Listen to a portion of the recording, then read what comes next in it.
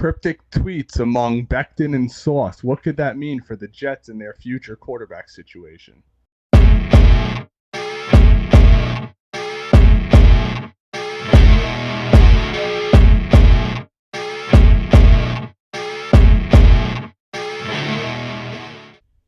What's going on, everybody? I'm Ray, your host with Pat and Paul Riley, and today we're going to break down a lot of what's going on this off season. What's going on, Pat? Paul, how you doing today? Good. Let's go. Ready to talk about all the Jets' moves, and not that there's been any player moves, but there certainly has been some personnel moves. That's right. So let's get right into it.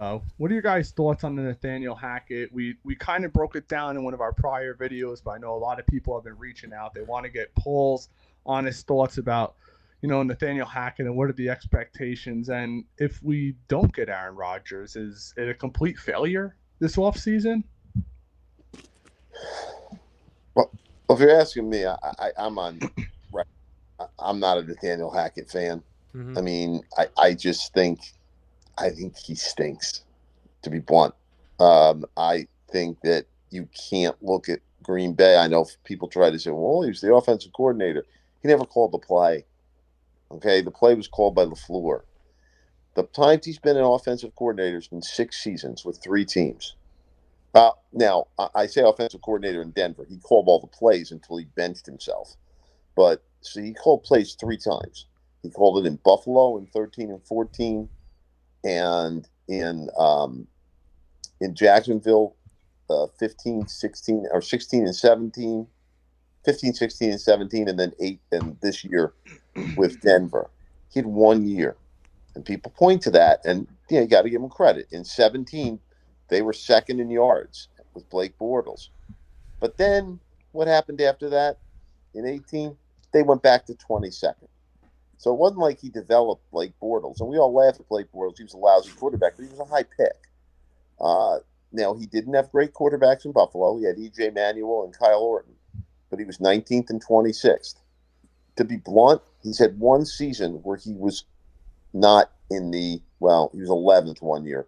He's 19, 26, 11, 2nd, 22nd, and 21st. I just, he's not had success as a play caller. And if it's a means to an end, if hiring him gets you Aaron Rodgers because it makes this place more appealing to Rodgers, I get that. I don't think anyone would have a problem with that. But what if you don't get Aaron Rodgers? Then you're Denver last year. Denver hired him with the full intent of trading for Rodgers. And then when they couldn't, they had to pivot and bring in Wilson.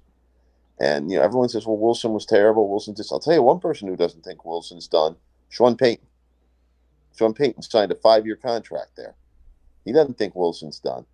So I'm not a fan. I hope I'm wrong. But when you've got a guy who's had 6 seasons as a play caller, and he has had exactly 0. Let me repeat that. 0 players on any of the teams he's called plays for have been a Pro Bowler. That means no lineman, no quarterback, no running back, no receiver, no tight end. Nobody. Does that mean they were bad players? Yeah, maybe. Or maybe they just didn't succeed with him as the play caller. So I'm not a fan, and I hope I'm wrong. Pat, what are your feelings on it? Because I know, going into the off season, especially myself, I think we could all 3 agree on this. We've all spoken about it.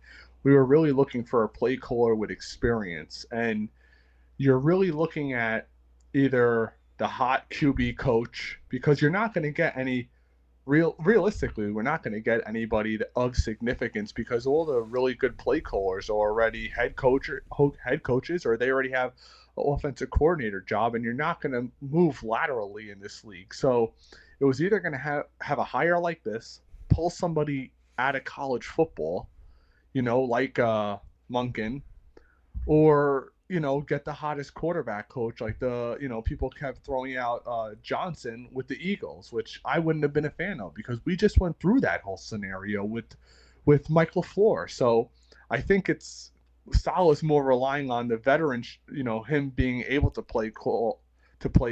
He's done it in the past, whether successful or not. he has been on staffs where quarterbacks have had legit MVP seasons, like with Aaron Rodgers. I understand maybe he wasn't calling the plays the entire time, but he's been around that winning culture when it comes to play calling. How do you feel about that? Look, I'm in the same boat as Paul. He has not been outside of one season where he was calling the plays. He has not been very successful. The only way this works out is if Aaron Rodgers does come because of the hire. Um, I think the Jets probably. I would hope the Jets already have some sort of inkling from either Right. Rodgers' camp or the Packers. Otherwise, I don't think they would have made such a hire. I wanted someone who did have experience, who did have, someone who had a system and was comfortable in their system. I didn't want a first-time play call like Lafleur was. That clearly was not the route to go, especially with a rookie QB. But there were better options out there than Hackett.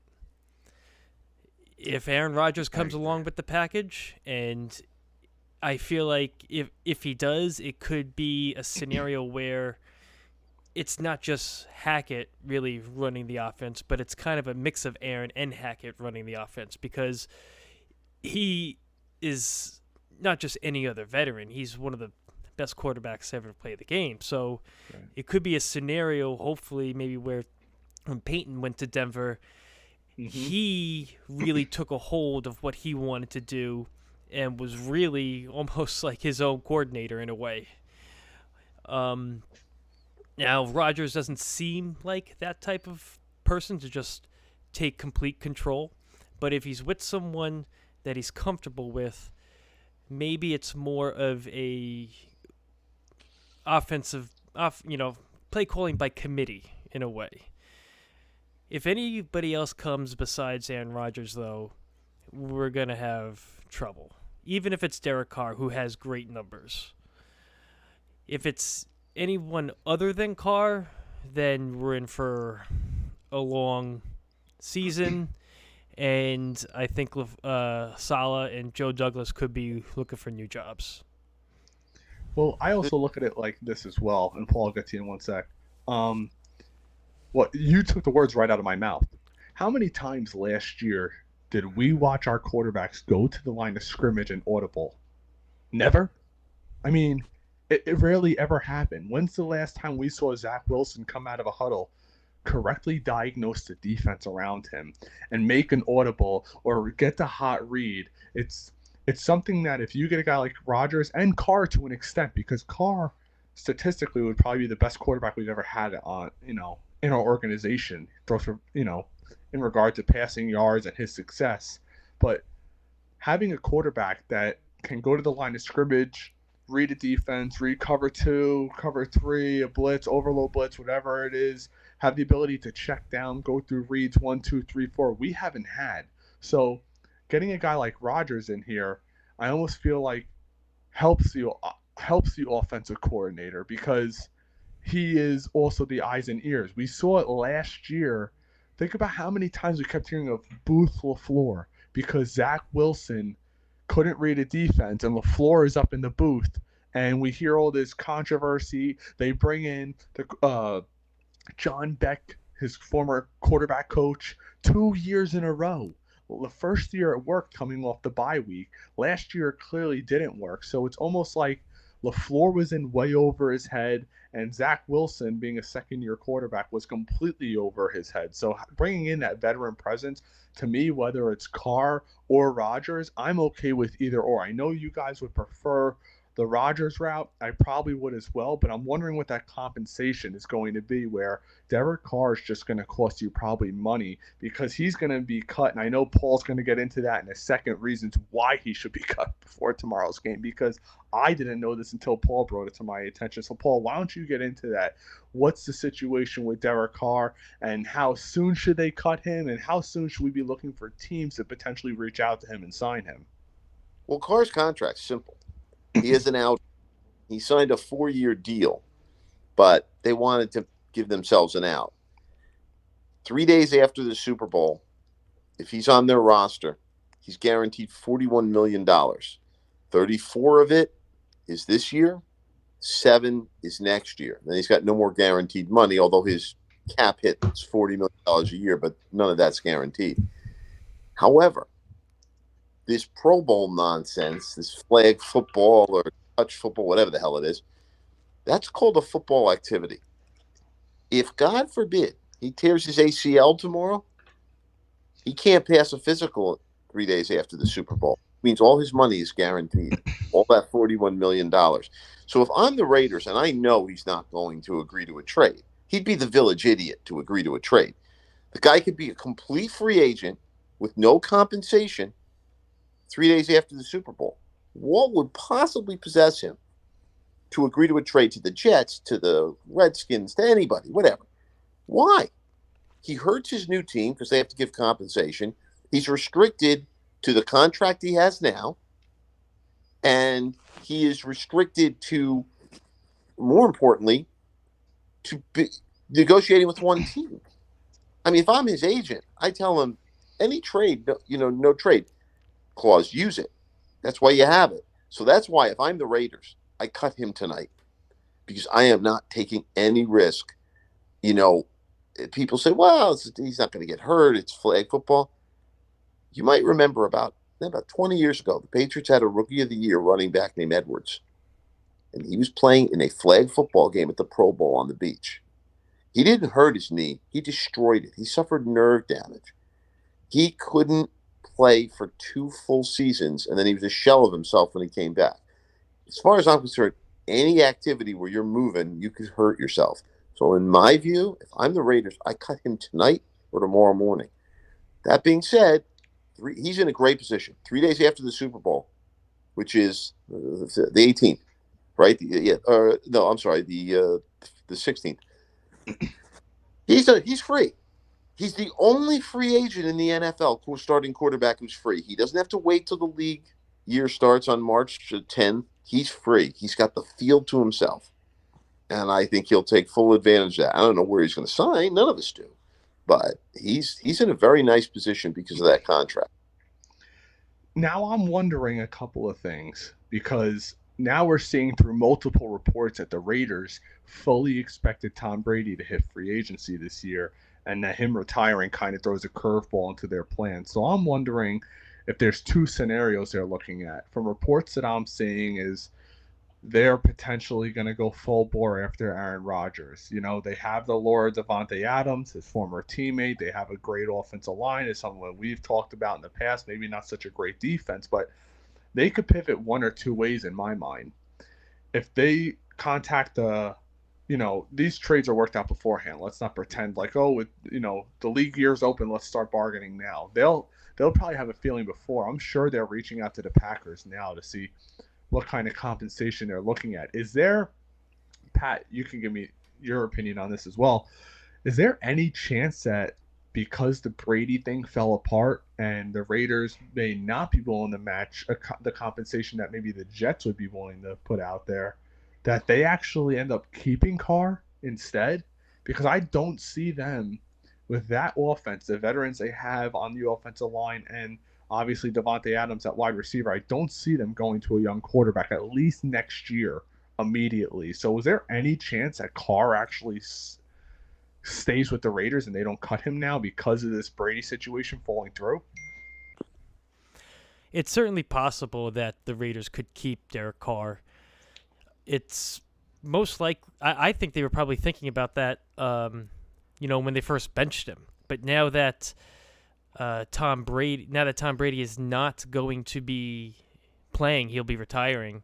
It's certainly possible that he stays with the team. Now, one thing to think about with the Packers, I see a lot of these crazy trade deals, and I think that a lot of Packers fans will be sorely disappointed in the type of compensation that they could get for Aaron, because the Packers have an incentive to get off of that contract, the $60 million that they would owe him. So they have an incentive to move on from that contract. And it seems like they feel like they have a quarterback, which they've previously drafted in the first round, Jordan Love, that they feel like they can move on from.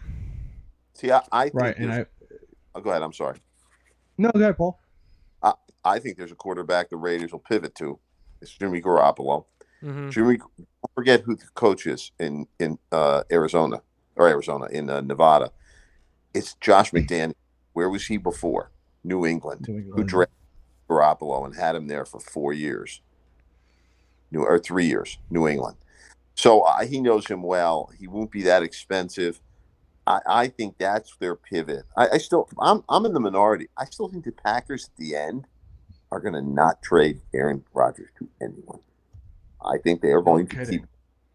Yep, I think they're going to say, and maybe I'm prejudiced because I went to the Jets game there this year. I know how expensive those tickets are.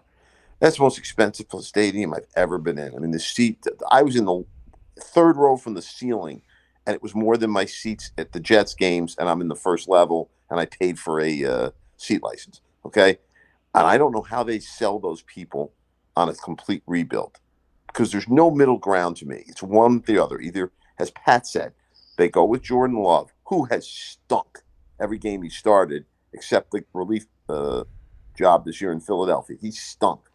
They either go with him, tear it all down, and build up around him, or they say Aaron Rodgers gives us the best chance to win this year. We're sticking with him. I think people might be surprised. The Packers have never really, at least in my lifetime, gone through a true rebuild. They Never went had straight to. from Favre to Rodgers, and Yeah.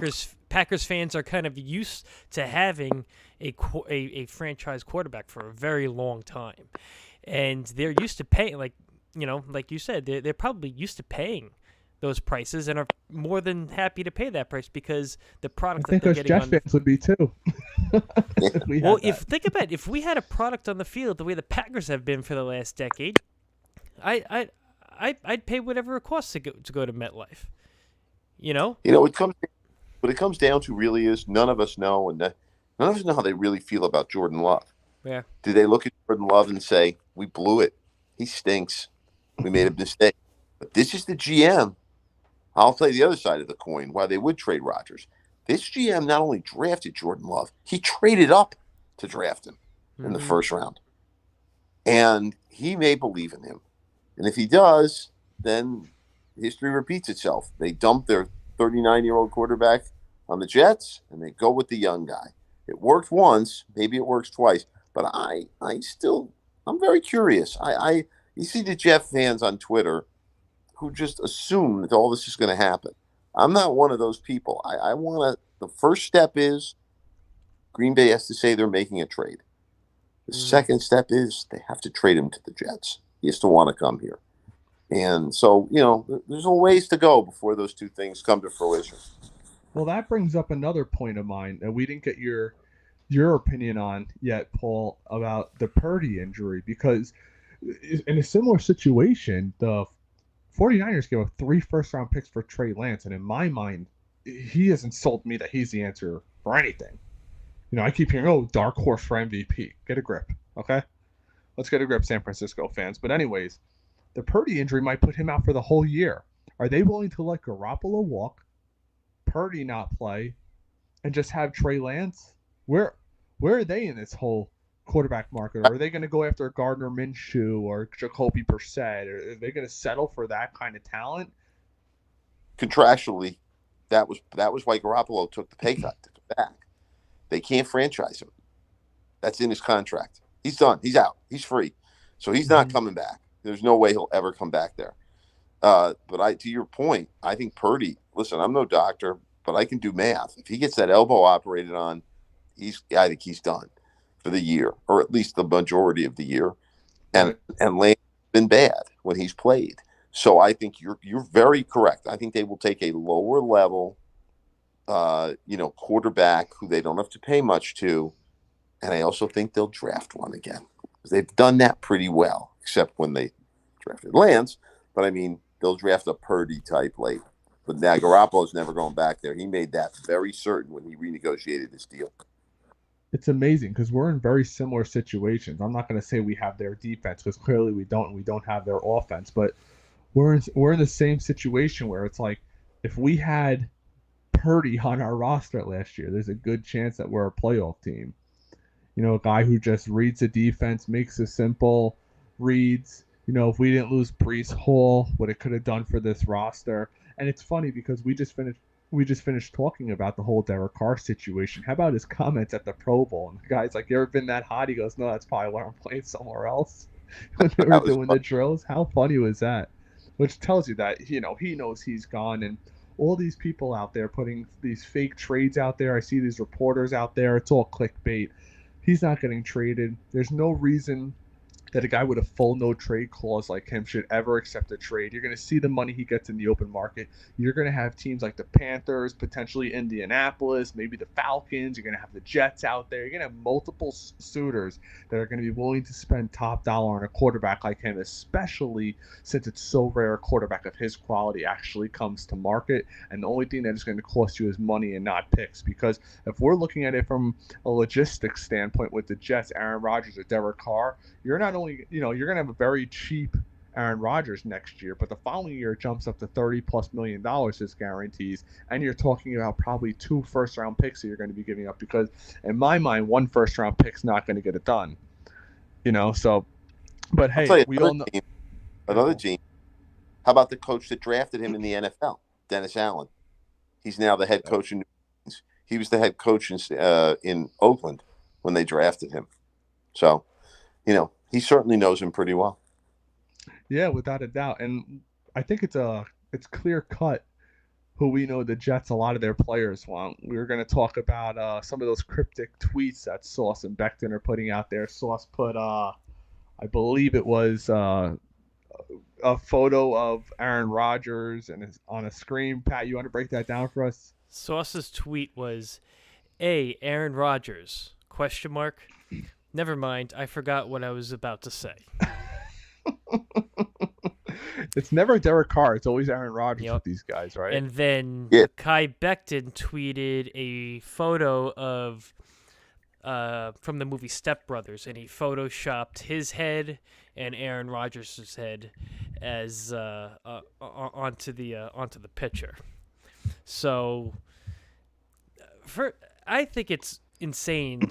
Not so much insane, but I think it's pretty crazy that you have players that are tweeting these things and saying these things with Zach Wilson right there Or how Yeah, about in the a way fact that in the room. The fact that they wore Mike White shirts that's exactly what I was onto going to the say. How about plane Mike White? right in front of Zach's face, and now they're tweeting this stuff.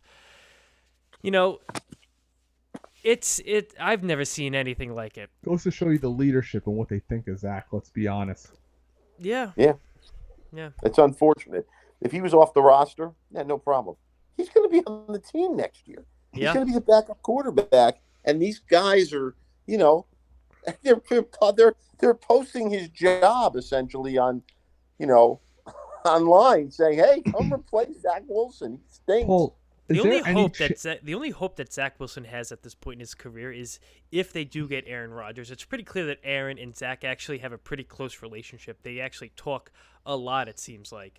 So maybe that helps Zach get his mind right if he has someone ahead of him, a veteran like that, and the pressure is kind of taken off of him a little bit.